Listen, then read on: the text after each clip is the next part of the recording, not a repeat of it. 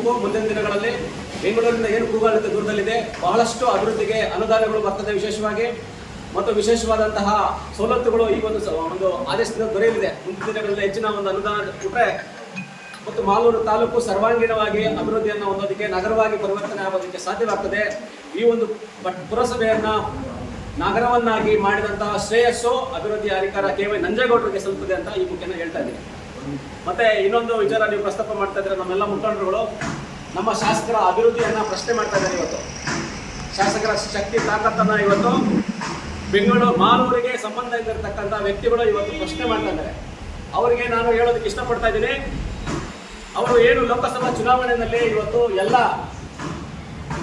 ತುಗಡೆ ಗ್ಯಾಂಗ್ಗಳು ಎಲ್ಲ ಒಂದಾಗಿ ಬಂದು ಇವತ್ತು ನಮ್ಮ ಕಾಂಗ್ರೆಸ್ ಪಕ್ಷದ ಅಭ್ಯರ್ಥಿಗಳ ವಿರುದ್ಧ ಸ್ವಾಭಿಮಾನಿ ಪಕ್ಷ ಆಗಿರ್ಬೋದು, BJP ಪಕ್ಷ ಆಗಿರ್ಬೋದು, JDS ಪಕ್ಷದ ಆಗಿರ್ಬೋದು, ಎಲ್ಲರೂ ಒಂದಾಗಿ ನೀವು ಮಾಲೂರು ತಾಲೂಕಿನಿಂದ ಏನು ಲೋಕಸಭೆ ಅಭ್ಯರ್ಥಿಗೆ ಮತವನ್ನು ನೀಡಿದ್ದೀರಿ, ಆ ಲೋಕಸಭೆ ಅಭ್ಯರ್ಥಿ ಇವತ್ತು ಎಲ್ಲಿದ್ದಾರೆ?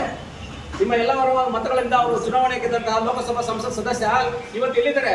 ಮಾಲೂರು ತಾಲೂಕಿಗೆ ಯಾವತ್ತಾದ್ರೂ ಒಂದಿನ ಬಂದಿದ್ದಾನಾತ? ಮಾಲೂರು ತಾಲೂಕಿನ ಬಗ್ಗೆ ಅಭಿವೃದ್ಧಿಯನ್ನು ಏನಾದರೂ ಕೊಟ್ಟಿದ್ದಾನ? ಒಂದು ನಯ ಪೈಸೆ ಅನುದಾನ ಬಂದಿದೆ ಮಾಲೂರು ತಾಲೂಕಿಗೆ? ನೀನು ಸಾರ್ವಜನಿಕವಾಗಿ ಆ ಮಾಹಿತಿಯನ್ನು ಕೊಡೋ. ನಿನಗೆ ಶಕ್ತಿ ತಾಕತ್ತಿದ್ರೆ ನೀನು ಲೋಕಸಭಾ ಚುನಾವಣೆಯಲ್ಲಿ ಟೊಂಕ ಕಟ್ಕೊಂಡು ನೀನು ಎಲೆಕ್ಷನ್ ಮಾಡಿದ್ರಲ್ಲ, ಅವ್ರನ್ನೂ ಪ್ರಶ್ನೆ ಮಾಡು. ಕೇವಲ ನಮ್ಮ ಶಾಸಕರು ನಮ್ಮ ಪಕ್ಷದ ಮಾತ್ರ ಮಾಲೂರು ತಾಲೂಕಿನ ಬಗ್ಗೆ ಕಾಳಜಿ ವಹಿಸಬೇಕಾ? ಇವತ್ತು ಕೇಂದ್ರದಲ್ಲಿ BJP ಅಧಿಕಾರದಲ್ಲಿದೆ.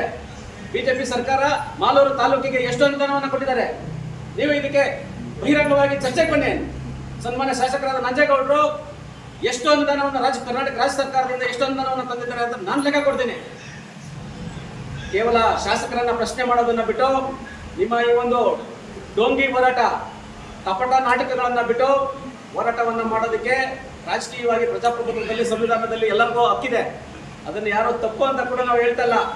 ಮತ್ತೆ ರೋಷಾವೇಶದಿಂದ ನೀನು ಮಾತಾಡಿ ಚುನಾವಣೆಯನ್ನು ಘೋಷಣೆ ಮಾಡ್ಬಿಡು ಅಂತ ಹೇಳಿದ್ರೆ ಇದು ತೊಗಲ ಕೇಳಿಕೆಗಳನ್ನು ಕೊಟ್ಟರೆ ನಾವು ಶ್ರಮಿಸೋದಿಲ್ಲ.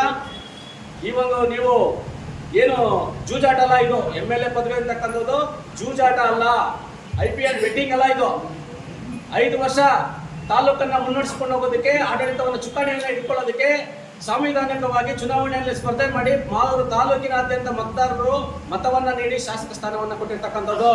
ನೀನು ಊಡಿಯವರು ಬಂದು ಓಟ್ ಹಾಕಿ MLA ನಂಜೇಗೌಡರು ಮಾಡಿಲ್ಲ, ಊಡಿಯವರು ಓಟ್ ಹಾಕಿ ಬಂದು ನಂಜೇಗೌಡರನ್ನ ಶಾಸಕರಾಗಿ ಮಾಡಿಲ್ಲ. ಮಾಲೂರು ತಾಲೂಕಿನ ಜನತೆ ಇವತ್ತು ನೀನು ಇನ್ನೂ ಶಾಸಕನಾಗೇ ಇಲ್ಲ ಇಲ್ಲಿ ಮಾಲೂರು ತಾಲೂಕಲ್ಲಿ. ಅವಾಗಲೇ ನೀನು ಇಡೀ ಮಾಲೂರು ತಾಲೂಕಿನಲ್ಲಿ ಸನ್ಮಾನ್ಯ ಕೃಷ್ಣೇಶ್ವರ ಶಾಸಕರಾಗಿದ್ರು. ಯಾವತ್ತೂ ಒಂದು ಜಾತಿ ಜನಾಂಗಕ್ಕೆ ಅವರು ಓಲೈಕೆ ಮಾಡಕ್ ಹೋಗಿಲ್ಲ. 3 ಬಾರಿ ಶಾಸಕರಾಗಿದ್ದಂತ ಎ ನಾಗರಾಜ್ ಅವರು ಹಿಂದುಳಿದ ವರ್ಗಗಳಿಂದ ಶಾಸಕರಾಗಿದ್ರು. ಅವರು ಯಾವತ್ತೂ ಒಂದು ಜಾತಿ ಹಿಂದೆ ಹೋಗಿಲ್ಲ. ನೀನಿನ್ನೂ ಶಾಸಕನೇ ಆಗಿಲ್ಲ.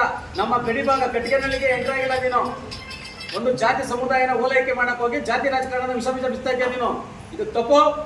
ನಿನಗೇನಾದ್ರೂ ರಾಜಕಾರಣ ಮಾಡಬೇಕು, ಸಮಾಜ ಸೇವೆ ಮಾಡಬೇಕು, ಶಾಸಕನಾಗಬೇಕು ಅಂತ ಹೇಳಿದ್ರೆ ಎಲ್ಲ ಜಾತಿ ಜನಾಂಗಗಳನ್ನು ವಿಶ್ವಾಸಕ್ಕೆ ತಗೊಂಡು ಹೋಗ್ಬೇಕು. ಶಾಸಕರು ಅಭಿವೃದ್ಧಿಯನ್ನ ಮಾಡೋದಕ್ಕೆ ದೂರದೃಷ್ಟಿಯನ್ನು ಹೊಂದಿದ್ದಾರೆ. ಮಾಲೂರು ತಾಲೂಕನ್ನ ನವನಿರ್ಮಾಣವನ್ನು ಮಾಡೋದಕ್ಕೆ ಹೋಗ್ತಾ ಇದ್ದಾರೆ. ನಮ್ಮೆಲ್ಲ ಮುಖಂಡರುಗಳು ಇವತ್ತು ಅವ್ರು ಏನು ಕೆಲಸ ಸಾಧನೆಗಳನ್ನು ಮಾಡಿದ್ದಾರೆ, ಎಷ್ಟು ಅನುದಾನವನ್ನು ತಂದಿದ್ದಾರೆ. ವಿಶೇಷವಾಗಿ ಬಸ್ ಸ್ಟ್ಯಾಂಡ್, ಸುಮಾರು ಆಧುನಿಕ ಬಸ್ ಸ್ಟ್ಯಾಂಡ್ ಒಂದು 15 ಕೋಟಿ ರೂಪಾಯಿ ವೆಚ್ಚದಲ್ಲಿ ನಿರ್ಮಾಣ ಆಗ್ತಾ ಇದೆ. 45 ಕೋಟಿ ರೂಪಾಯಿ ವೆಚ್ಚದಲ್ಲಿ ಸಾರ್ವಜನಿಕ ಆಸ್ಪತ್ರೆ ನಿರ್ಮಾಣ ಆಗ್ತಾ ಇದೆ. ತ್ಯಾಜ್ಯ ವಿಲೇವಾರಿ ಘಟಕ ಇವತ್ತು 6 ಕೋಟಿ ರೂಪಾಯಿ ವೆಚ್ಚದಲ್ಲಿ ನಿರ್ಮಾಣ ಆಗಿದೆ. ವಿಶೇಷವಾಗಿ ಫ್ಲೈಓವರ್ಗೆ ನಗರಾಭಿವೃದ್ಧಿ ಇಲಾಖೆ ಇನ್ನೇನು ಕೆಲವೇ ದಿನಗಳಲ್ಲಿ ಅನುಮೋದನೆ ಕೊಡ್ತದೆ, ಕಾಮಗಾರಿ ಕೂಡ ಪ್ರಾರಂಭ ಆಗ್ತದೆ. ಇಂದಿರಾ ಕ್ಯಾಂಟೀನ್, ನಗರದ ಹೃದಯ ಭಾಗದಲ್ಲಿ ಇವತ್ತು ಇಂದಿರಾ ಕ್ಯಾಂಟೀನ್ ಬಡಬಗ್ಗರಿಗೆ, ವಿಶೇಷವಾಗಿ ದೀನ ದಲಿತರಿಗೆ, ಇವತ್ತು ಹಸಿವಿನಿಂದ ಬರೋರಿಗೆ ಇಂದಿರಾ ಕ್ಯಾಂಟೀನ್ ಮಾಡಿದ್ದಾರೆ. ಅದನ್ನು ನೋಡಿ ನೀವು ಕಲಿಬೇಕು. ರಸ್ತೆಗಳು ಎಲ್ಲ ಒಂದು ಕಡೆ ಒಂದೋ ಎರಡೋ ಕೆಟ್ಟೋಗಿರ್ಬೋದು, ಮಳೆ ಹೆಚ್ಚಾಗಿ ಹೊಡೆದಿರೋದ್ರಿಂದ ಅದನ್ನು ಸರಿಪಡಿಸ್ತೇವೆ ನಾವು. ಅದನ್ನು ಮಾಡೋದಕ್ಕೆ ತನ್ನದೇ ಆದಂಥ ರೀತಿ ನಿಯಮಗಳಿವೆ. ನಿನ್ನ ಒಂದು ಕಾರ್ಯಕ್ರಮಗಳನ್ನು ಈ ಒಂದು ಅಭಿವೃದ್ಧಿ ನೆಪದಲ್ಲಿ ನೀನು ಶೋ ಕೊಡಕ್ಕೆ ಹೋದ್ರೆ, ಶೋ ಆಫ್, ಈ ಬಿಟ್ಟಿ ಶೋ ಕೊಡಕ್ಕೆ ಹೋದ್ರೆ ನಾವು ಸಹಿಸೋದಿಲ್ಲ. ಜೇನುಗೂಡಿಗೆ ಕಾಂಗ್ರೆಸ್ ಪಕ್ಷ ಒಂದು ಜೇನುಗೂಡಿದ್ದಂತೆ. ನಂಜೇಗೌಡರು ಒಬ್ಬರಲ್ಲ, ಕಾಂಗ್ರೆಸ್ ಪಕ್ಷ ಎಲ್ಲ ನಾಯಕರು ಸೇರಿ ಕಾಂಗ್ರೆಸ್ ಪಕ್ಷ ಅನ್ನೋದು ಜೇನುಗೂಡಿಗೆ ಕಲ್ಲು ಹೊಡೆಯೋ ಕೆಲಸ ಮಾಡಬೇಡ. ಕಲ್ಲು ಹೊಡೆಯೋ ಕೆಲಸ ಮಾಡಿದ್ರೆ ಮುಂದಿನ ದಿನಗಳಲ್ಲಿ ಇದೇ ರೀತಿಯಾಗಿ ಎಲ್ಲ ವರ್ಗದ ಜನ, ಎಲ್ಲ ನಾಯಕರು ನಿನ್ನ ವಿರುದ್ಧ ತಿರುಗಿಬೀಳಬೇಕಾಗ್ತದೆ.